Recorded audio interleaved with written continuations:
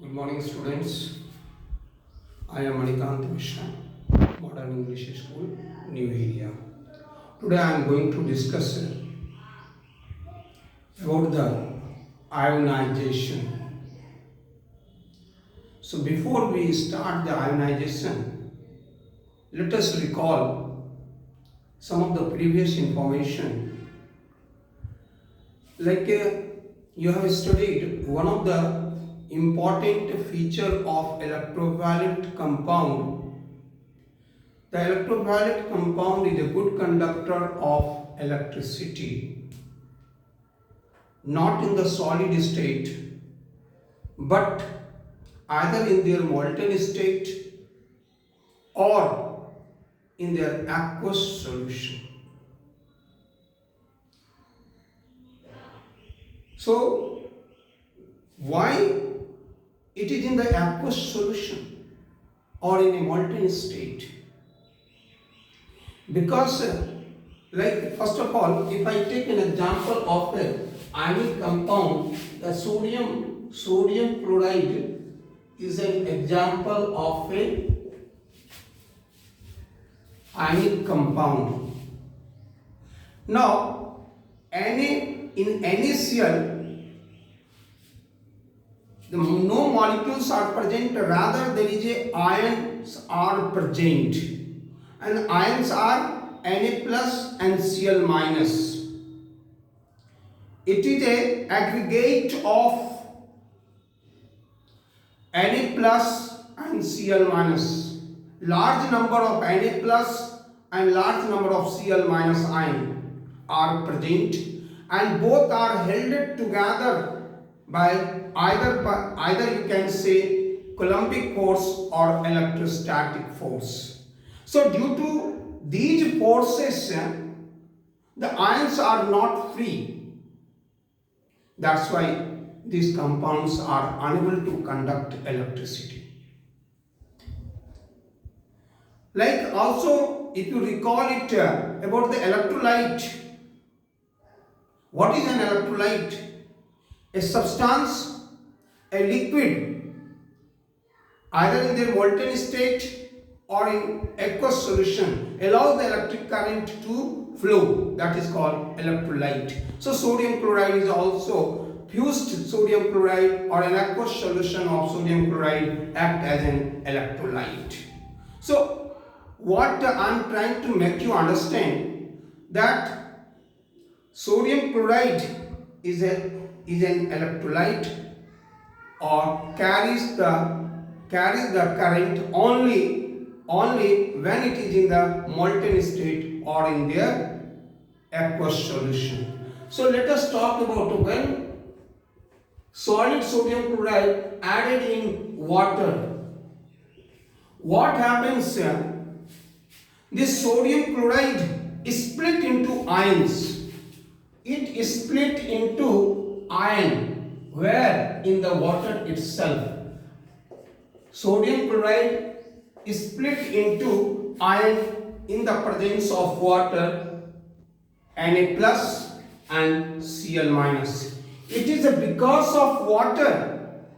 It is because of the water that is able to dissociate those electrostatic force acting between the sodium ion and chloride ion and make the sodium ion and chloride ion free. Now these free ions are responsible for the conductance of electricity. These ions, it means in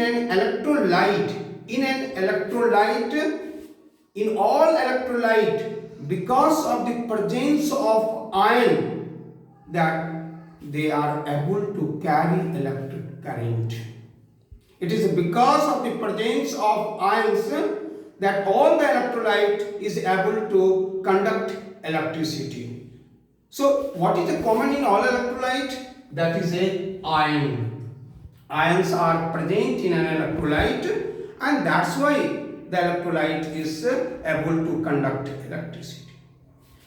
Now, it means the process of splitting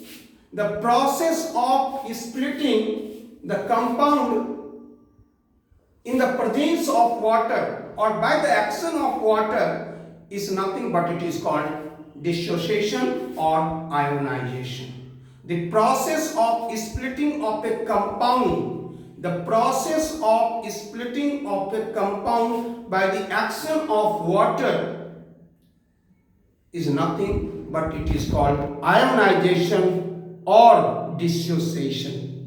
The process of splitting of a compound into ions by the action of water is called ionization or dissociation.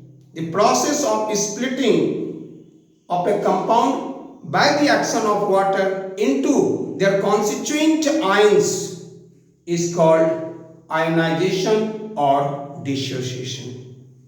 Now next, like also you see when HCl is in the gaseous state, even you know that dry HCl, HCl gas do not change dry litmus paper color. Why?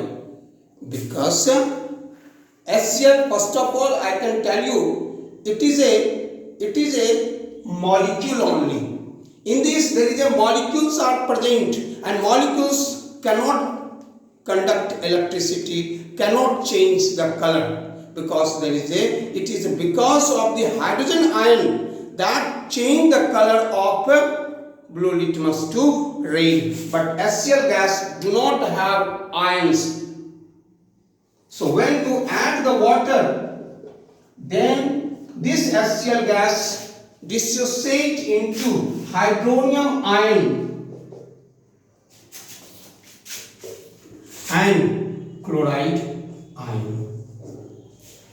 Hydronium ion and chloride ion, and this hydronium ion is responsible for the conductance of electricity as well as to change the color from color of litmus from blue to red. So all these takes place. Now, so if you take another example, CH3COOH and add water, H3O plus CH3COO minus. It is a single-headed arrow, here is a double-headed arrow. What is the difference between these two?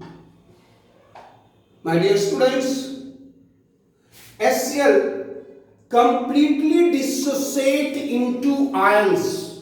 Whatever be the number of molecules you have taken, the HCl, all the HCl dissociate into hydronium ion and chloride ion. All the HCl converted into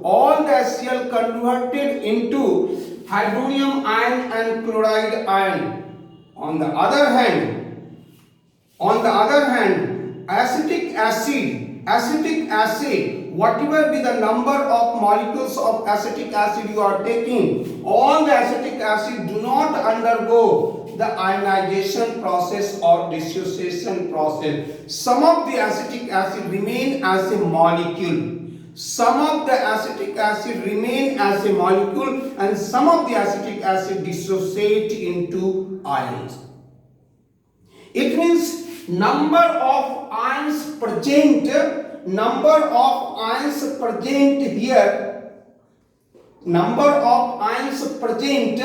is less as compared to the number of, if suppose you have taken 1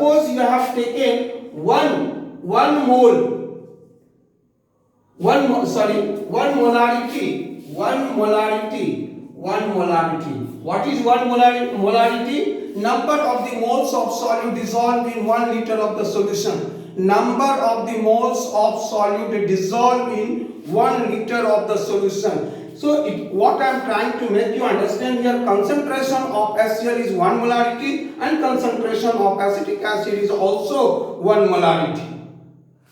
But my dear student, when we check the number of ions in the case of HCl and number of ions present in the case of acetic acid, we find that number of molecules is not the same. It's a very simple way you can understand it also. Like in the laboratory, when we go to the lab, if you take 1 molarity of HCl and 1 molarity of acetic acid, to check what is the concentration of a hydronium ion in both, when you dip the pH paper, one by one in HCl and in acetic acid, you see that we get the different color. Here we are getting deep red. Here we are getting orange color. When it means here the concentration of a hydronium ion is very less as compared to the concentration of hydronium ion in the case of H3O plus. So with the test of pH paper also, you can identify really which acid either it gives a large number of hydrogen ion or which produce lesser number of hydrogen ion. The acid which produces large number of hydronium ion comes under the category of strong acid. On the other hand, we have taken the same concentration, but number of hydrogen ion produces is very less. So we categorized as acetic acid. That's why here we put the double-headed arrow. Both the process takes place. Some of the acetic acid changes into hydronium ion and chloride ion, and some of the hydronium ion and acetate ion recombine and produce acetic acid. Both the process takes place. Now, relative strength of the acid, how do we find out? Relative strength of the acid. Relative strength of the acid, whether it is a strong acid or whether it is a weak acid. We find out with the help of alpha. What is alpha? Degree of ionization. What is it? It is a degree of ionization. Degree of ionization. Degree of ionization. It means up to which the value of alpha gives us an idea up to which extent the acid dissociates into ion. So total number of acid exists as ion. Number of the molecules of acid, number of molecules of acid exist as ion, by total number of molecules of acid. Total number of the molecules of acid. Like if I express this one, concentration of hydronium ion into concentration of acetate ion divided by total number of the molecules of acid.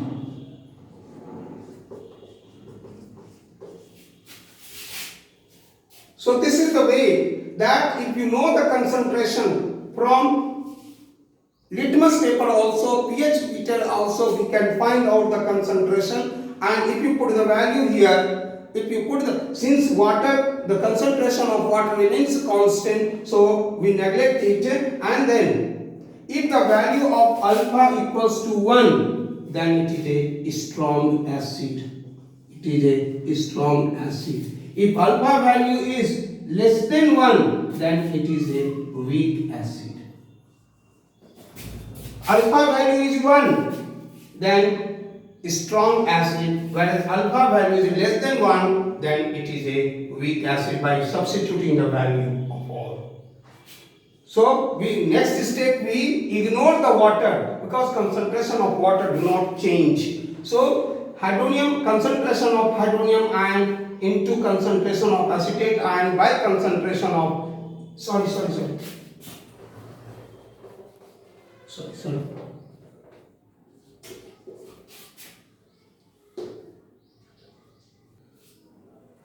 Now, degree of ionization equals to concentration of hydronium ion into concentration of chloride ion divided by concentration of hydrogen chloride into water. But concentration of water remains constant. We neglect it next step. So basically then we go for the concentration of hydronium ion into concentration of chloride ion divided by concentration of hydrogen chloride. Now, if the alpha value, what is alpha? Degree of ionization. Alpha value comes 1, then it is a strong acid. If alpha value is less than 1, then it is a weak acid. So this is the way that we find out by finding the degree of ionization whether the acid is a strong acid or weak acid. Also I said by finding the pH also we are able to come to know whether the acid is a strong acid or weak acid.